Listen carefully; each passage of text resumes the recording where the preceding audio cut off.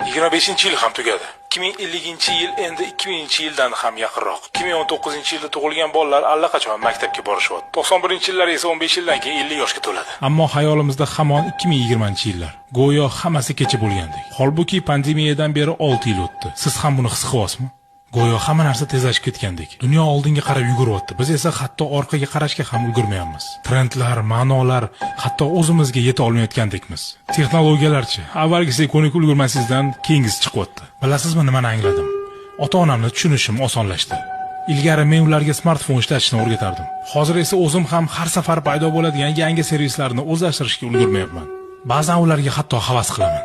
Ularni bolaligi ijtimoiy tarmoqlarsiz, yoshliklari asosiy narsani qo'ldan boy berib qo'yamiz degan qo'rquvlarsiz, kattalik davri doimiy poygasiz o'tgan. Bizda esa yangilanishlar, marafonlar, muddatlar, inqirozlar va tobora kuchayib borayotgan xavotir, depressiya, yolg'izlik va biz hatto tanimaydigan, ehtimol hech qachon ko'rmaydigan odamlarga ergashib yugurish. Va faqat bitta narsa o'zgarmay qoladi. Vaqt. Hech qachon ortga qaytmaydigan vaqt.